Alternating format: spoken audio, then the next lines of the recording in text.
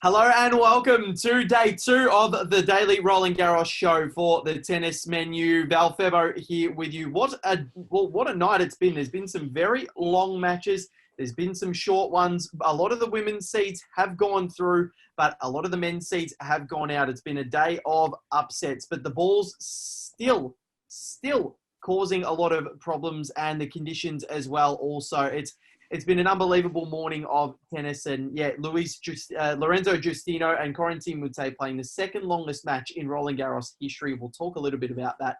We'll talk about why the Aussie men are struggling so badly on the clay. We'll talk about the players' positions on court.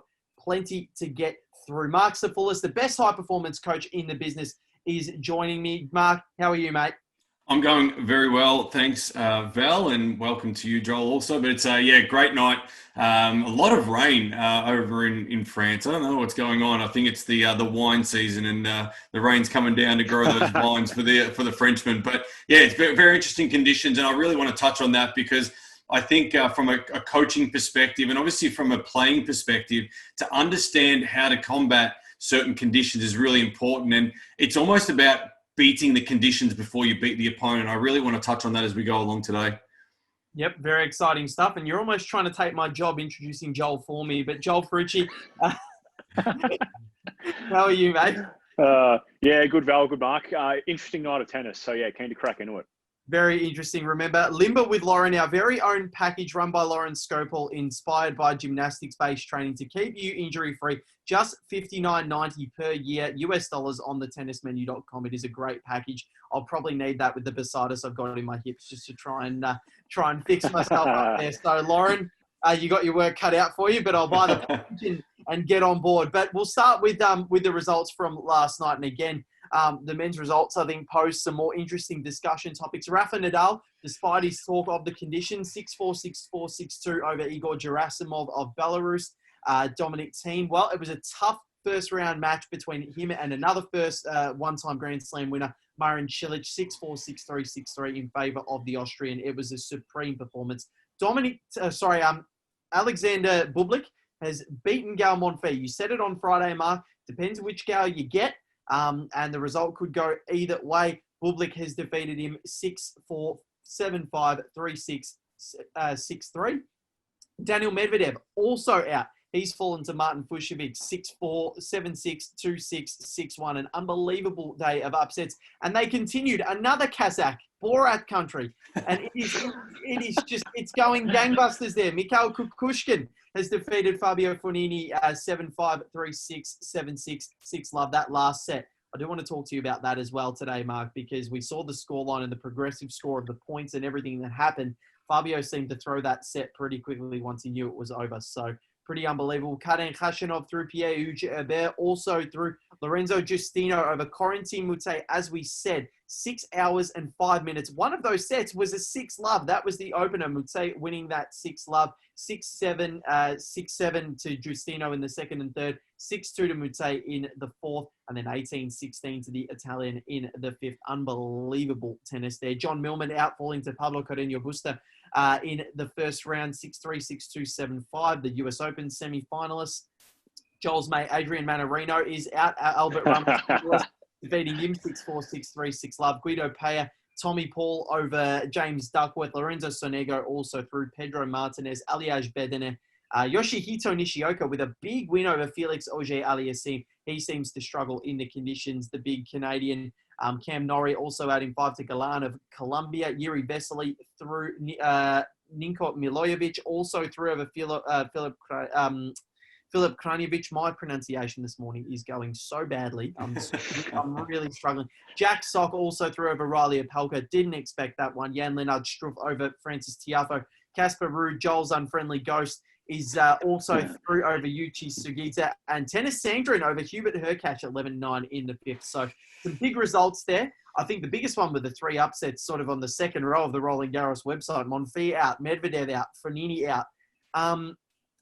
It's just absolutely crazy that we're seeing this. Is this to do with the conditions, Mark? And is this to do with these three guys love the ball coming up to them and getting the ball in their hitting zone so they can dictate the rallies? But what's happening is the ball is kind of skidding along the ground. And I saw that during Thiem and Cilic last night. it's dropping a lot. Is that something that guys like Monfils, Medvedev, and Fognini will all struggle with?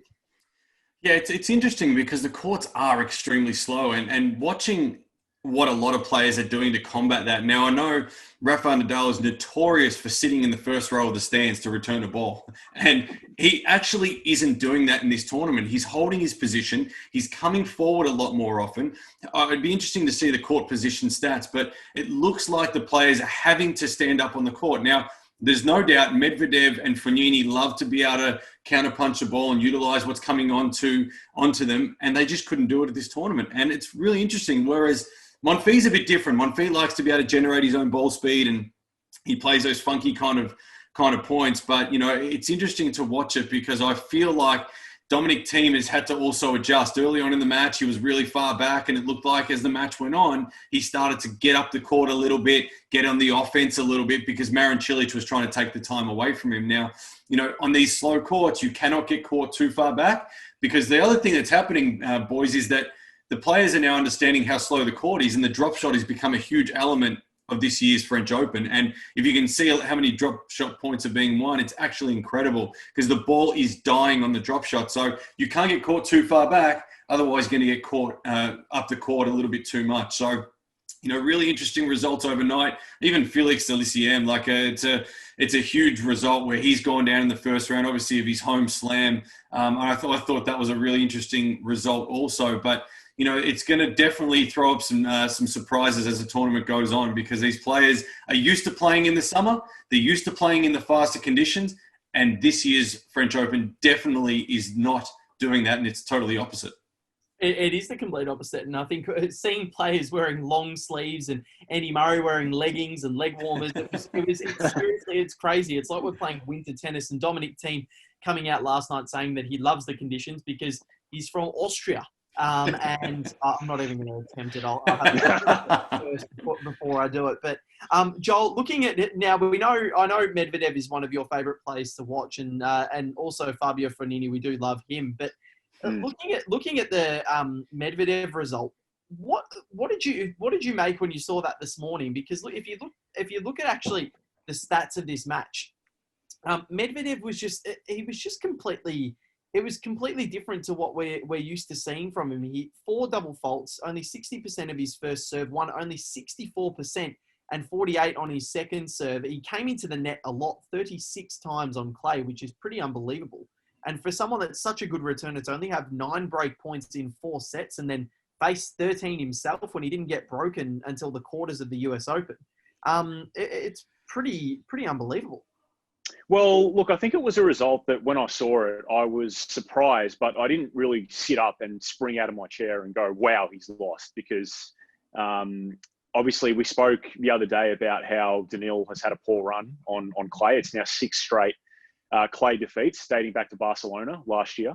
And also, I think, when I look at a guy like Martin Fuchsovitz, he is a really, really dangerous player. And that's something that we spoke about on earlier shows as well. When the draw came out, I don't think Daniil would have been overly pleased. I mean, I'm sure he still would have backed himself, but Martin Fuchsovitz has done a lot of damage in the last couple of years. And I remember watching him at the AO, albeit on a different surface, against Roger Federer. And he was really good against Roger. And I think from memory, he might have played him more than once on that surface. He's run into him a couple of times. He's played at the Australian 4th round twice, actually. Yeah, exactly. So, I mean, Martin is a player that we've, in that respect, we've been fortunate to see a bit of him, and he can do damage. So I was surprised, but I wasn't completely stunned that it happened, albeit I'm still disappointed that Daniil couldn't win because we're just waiting for this guy to make that breakthrough. And, maybe it was never going to be at this slam, but nevertheless, when a big name, a big seed like that does go out early in the first round, you can't help but feel a little bit disappointed. Yeah, I think so. And Mark, we'll come back to you. None of the Australian men have taken a set so far at Roland Garros. Vukic has lost in straight. Thompson's lost in straight. Duckworth's lost in straight. Millman has lost in straight. De Minaur has lost in straight. Pretty dire situations. Now, Australian men have always struggled on clay. I don't know why. And look, is this something that Is this to do with the conditions, the fact that they haven't even taken a set? Because you think Jordan Thompson against Radu Albot, you'd think you'd be able to get a set off him. And then if you look at the results in previous years, we obviously don't have many clay courts here. Yes, there's some at Melbourne Park, but other than that, there's really not much of that traditional clay. What can we do to change that? Because it seems as though the women do so well on the clay, and the men just struggle completely.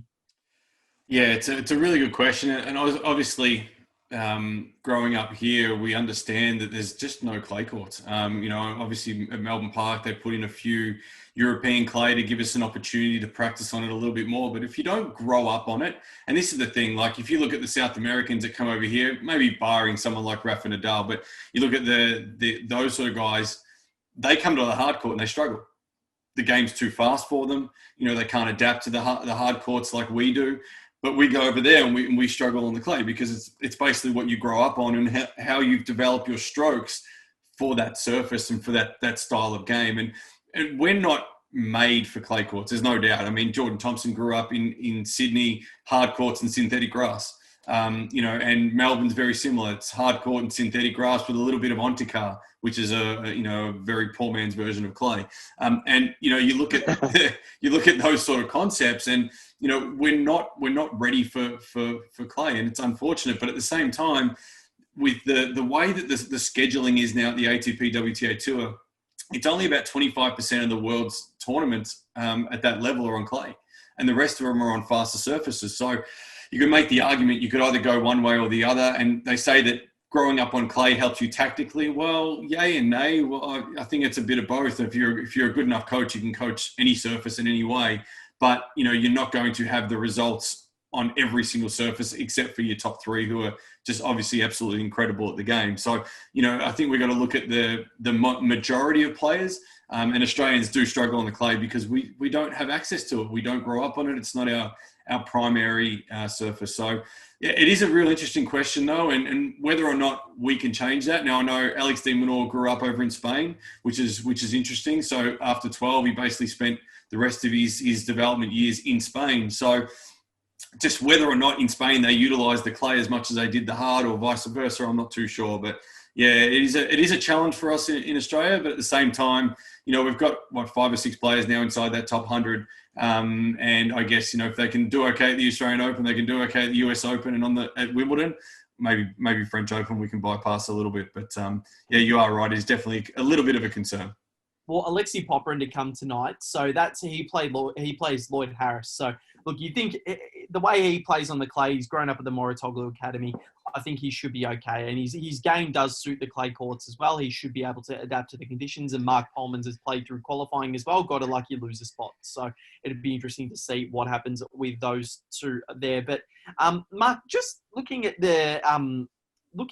some of the other results, is there anything that's really that's caught your eye in terms of even the like Lorenzo Giustino and Corentin Moutet, 18-16 in the fifth?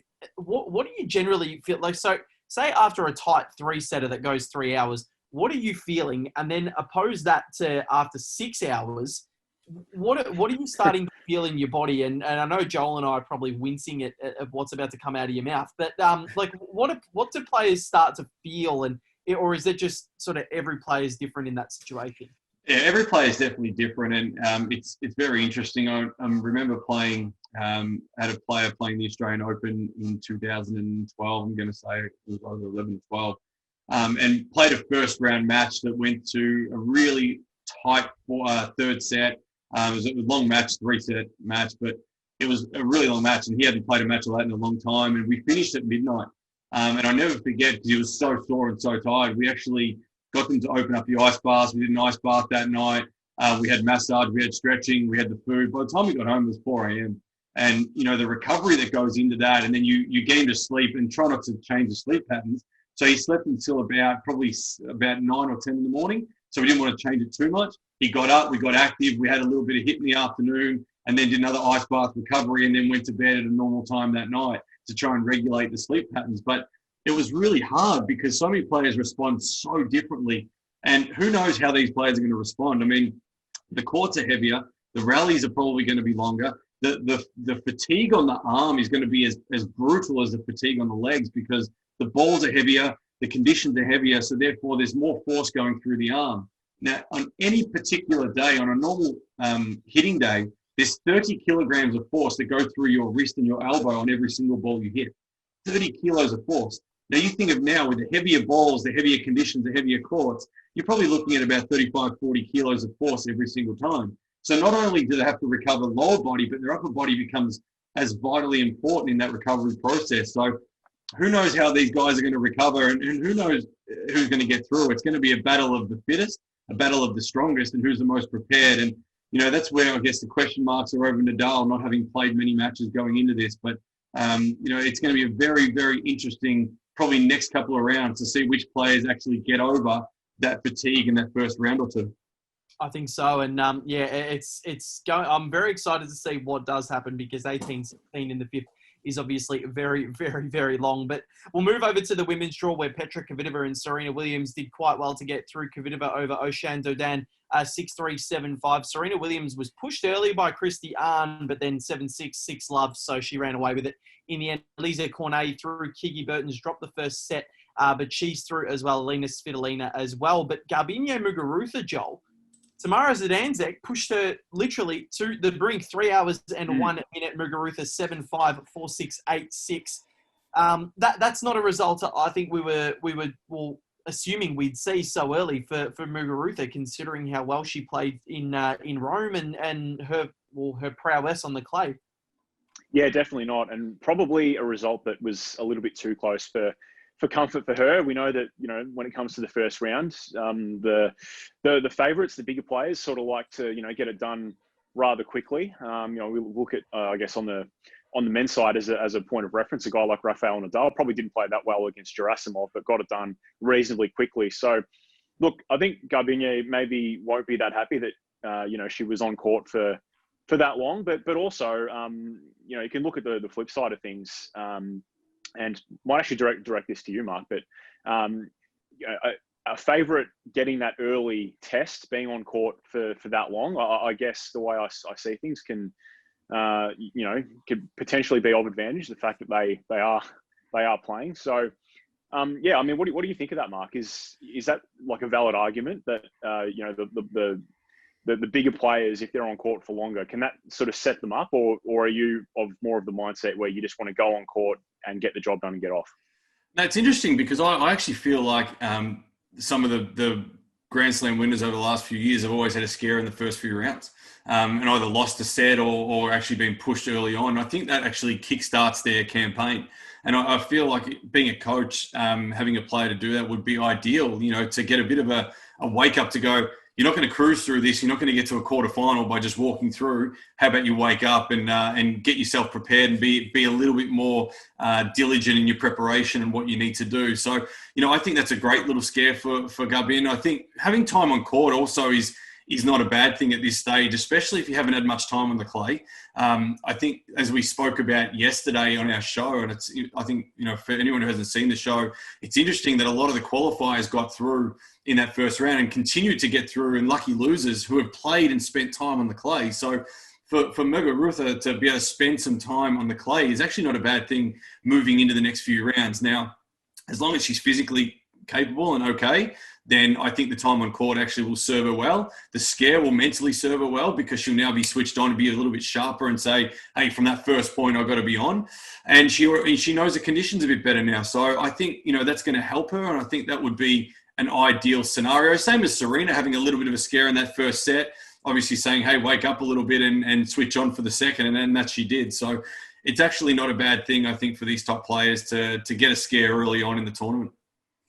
Agree. And I look, and sometimes it does go well, but sometimes I guess the next round they can come out and lose because it means they are just generally in bad form. So fingers crossed it's not the case, because we want to see Garbine go very deep in this tournament. She's one of the contenders. Angie Kerber, she's out, lost to Kaya Juvan, 6-3, 6-3. Iga Swiatek over Marketa Vondrasova, 6-1, 6-2. Last year's finalist is gone. Madison Keys also out after Zhang Shui dispatched her 6-3, 7-6. I said Keys would make a semi-final. So again, do not listen to my viewers.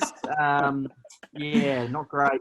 Svetlana Peronkova over Andrea Petkovic, 6-3, 6-3. But interesting quote, guys, from Petkovic overnight. She pretty much said that she is enjoying her tennis more than ever now, and she feels more relaxed. And she said it's kind of come as a bit of a double-edged sword because she's kind of feeling more positive and not taking anything for granted. But now she's at the age where her body just keeps giving out on her. So I think, is that something that happens a lot, Mark, where players just sort of find that love for the sport too late, and then they kind of realise what might have been? Yeah, it's one of those things where you don't know what you got till it's gone, right? And I think we witnessed it at the US Open with the three mums who have stepped away from the game for a little bit, come back and had great results. You think of the Ash Barty scenario, Pekovic being out with a lot of injuries over the past few years. And I feel like when you step away from something, you realize how much it really means to you. And I know that from a coaching perspective right now. And, at times during, normal coaching, I get really tired and go, I'm really frustrated. And, how much can I really take of this? And then it gets taken away through the COVID situation. I haven't coached for 6 months and it's like, I'm just itching to be back on the court. And it's, you don't know what you got until it's gone. And obviously Pekovic has smelt the roses and realized that, hey, I really love this sport and I don't want to give it up. And, I want to play forever kind of thing. And it's an interesting one because your results become better and you play better. You play freer. You play with no shackles around your ankles. You can actually allow your racket to flow rather than hold back and be so tight, so nervous that you're going to lose or play poorly. So it just frees the mind up a little bit when you're in that mind frame. Yeah, it does. And I think it's great. Hopefully we can see her get back. She is a very quality player, former top 10 in the world. But yeah, Peronkova through 6-3, 6-3. Sue Shea also through as well. Renata Zarazua from Mexico, the first Mexican in 20 years to win a Grand Slam main draw match at Roland Garros. 6-1, 6-2 over Elsa Jacquemont. Unbelievable win. The 22-year-old had to get through qualifying. So another qualifier, as you said, Mark. Just unbelievable. And then continuing on, more qualifiers. Sara Errani, former finalist, she destroyed Monica Puig 6-2, 6-1. And again, how Puig is an Olympic gold medalist? Look, I don't know. I really don't, because she's not done anything since. It's still her only title. And that baffles me more than anything. The fact that her only title is an Olympic gold, but I don't know. Carolina didn't have much of a chance against Christina McHale, but had to, didn't you? Yeah, it had to be done. 6-2, 6-4 in favour of the American. And Amanda Anisimova, last year's semi-finalist, she's through 6-2, 6 love over her opponent as well. Kristina Pliskova through Bernarda Pera as well. Anastasia Pavlyuchenkova, big win over Svetlana Kuznetsova, 6-1, 2-6, 6-1. So big win there. Pavlyuchenkova's one, a funny one. She does have the game, and she's made the quarterfinals at all 4 slams, Joel. But I don't know. She's such a talented junior player. She won 2 Australian Open junior titles. How do you see her progressing at this tournament? And do you think, can she finally just get to that semi-final?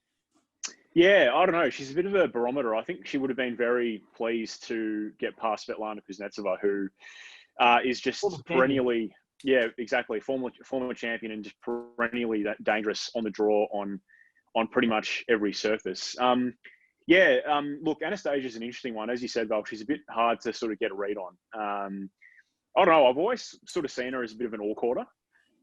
So, look, I don't know, maybe. But she's kind of floated around probably, around the 20s in the rankings. So, look, it'd be a nice story, certainly, if she could go on and get it. But when it comes to this Roland Garros, she's probably not a player that's really crossed my mind too much in terms of potentially breaking through. But, look, she's another one that, that can do it. And the great thing about the WTA is that players like Anastasia Pavlyuchenkova are always on the precipice, because it is just such an open field. Yep, agree. And speaking of open fields, it's some big first round matchups to come tonight. Karolina Pliskova, she's in action, as is Laura Siegemund and Kristina Mladenovic, second up on court. Philippe Chatrier. I thought I'd try and get my French pronunciation right. Oh my God. I'm having such a bad day today. I just need to go and lie down and not awake until the tennis starts tonight. Novak Djokovic in action against Mikael Ymer, and Denis Shapovalov against Gilles Simon on Chatrier. Unbelievable first round matchup, or as Rafa would say, unbelievable. Stefanos Tsitsipas against Jaume Muna. Vasek Pospisil against Matteo Berrettini. So some pretty good matches. Arena Sabalenka on court, as is Sophia Kenin. Jennifer Brady, one of our favourites on this show, in action as well. Sam Querrey against Andrei Rublev. We'll get to see how Rublev goes after his title in Hamburg. Bautista Agut against Gasquet. So some really awesome matches. Polman's against Ugo Humbert. I'm not sure he's going to win that one. Sloane Stephens in action, as is Grigor Dimitrov. We've got some really good matches, and all the doubles action starts tonight as well. And Yelena Ostapenko, 2017 champion, in action on court 9, unseeded 3 years after a win. You wouldn't have thought that would have happened 3 years later, unseeded and playing a first round match on court 9, but that is tennis, I guess. And if you play inconsistently, then that's something that's going to happen, isn't it? Absolutely, and this sport is all about consistency, and it's about, with the rankings especially. If you have a poor one this year and you had a great one last year, you're in a lot of trouble. You can slip quite severely. So, it's actually one of the biggest coaching points that I have is about a player being consistent in their performances. And we spoke about this on our US Open show. It's a difference between your good and the bad. And that, to me, is the sign of a good player, is if there's a minimal difference between your best and worst tennis, and obviously between your best and worst tennis on a week-to-week basis and on a year-to-year basis. And that's what keeps you at the top of the game for longer. That's obviously what gets you the results a lot more often than not. Agree 100%. Marc Sopholous, thank you very much. It's always a pleasure looking into your eyes and talking about the world of coaching and the world of high-performance coaching. I'm just trying to be the comic relief today because I've just been absolutely shocking. So, I think I need a hot water bottle on my head, and I can think about what I'm going to do tomorrow's show. And here you go, mate. Prepared earlier for you. I didn't even know you were going to say that, but that's perfect. Perfect segue. And thanks very much, Val, for today. And Joel, it's obviously, with the weather up there, hopefully they can get through today and get some good matches underway. But yeah, the conditions are really playing a big factor. So if you get an opportunity, you're watching this show, have a chance to watch how they're playing, because it's very different to what you would have seen in a normal French Open. The way the courts are playing, the tactics the players are using, it's really important for both coaches and players to understand the difference between conditions and how to adapt to them. Exactly right, Mark. Enjoy your babysitting. Thanks, mate. We'll do. And Joel Fruci, thank you very much for your efforts today. It's been fantastic having you as part of the show. No worries, boys. Good stuff. And we'll be back tomorrow. Remember, Limber with Lauren, our very own package run by Lauren Scopel, inspired by gymnastics-based training to keep you injury-free. Just $59.90 US per year on thetennismenu.com, where you should all be using that. It's absolutely fantastic. You can follow The Tennis Menu on Twitter at The Tennis Menu, Instagram and Facebook as well. And remember, subscribe to our YouTube channel where these videos will go up, and thetennismenu.com for all the drills and anything you need to make yourself a better tennis coach. Val Febbo, Joel Fruci, Marc Sopholous with you every day throughout this French Open. I'm going to head off. I've had a bit of a day like Garbiñe Muguruza. I've got through just. I haven't had the best day, but I'm going to be back even better tomorrow. Have a good one, guys.